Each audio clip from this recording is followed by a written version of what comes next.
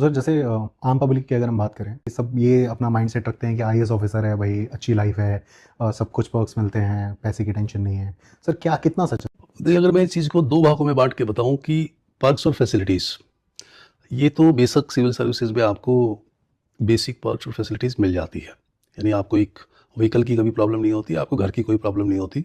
अगर आपको असिस्टेंस और भी चाहिए, जो कि आप अकेले किसी काम में व्यस्त है, तो आपको असिस्टेंस देने के लिए कोई ना कोई पैराफर्नालिया मिल जाता है। तो आपकी लाइफ तो स्मूथ बन जाती है with regard to your social responsibility और हाउस होल्ड रिस्पॉन्सिबिलिटीज़। वो कोई इस तरह की कमी महसूस नहीं होती।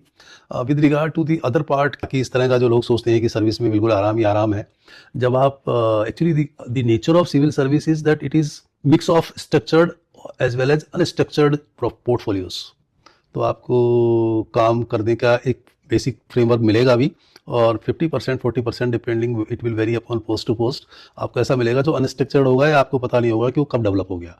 So that kind of scenario will always have a bearing in your mind and you always keep thinking कि अच्छा एक नई चीज़ आने वाली है या आ गई है, तो now we have to tackle it.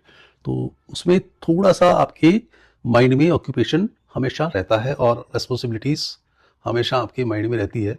और कुछ पोस्ट पे ज़्यादा होती है, कुछ पे थोड़ा काम सिस्टमेटिक होता है, तो वहाँ आप ये समझते हैं कि चलो कोई नई चीज़ डेवलप होने की पॉसिबिलिटीज़ नहीं है, तो ज़्यादा आपके माइंड में कुछ ज़्यादा परेशानी नहीं होगी। बट अदरवाइज आपको इनोवेटिव और न्यू टेकलिंग सर्कमस्टांसेस से जूझना पड़ता रहता है। तो लाइफ इजी नहीं है, लाइफ इवॉल्व होती रहती है, आपको धीरे धीरे रेजिलियंस आ जाता है, आप उस तरह की सिचुएशंस को टैकल करके आगे निकलना सीख लेते हैं over the period, because you keep on doing from one point to another point, from one department to another department, और from one scenario to another scenario.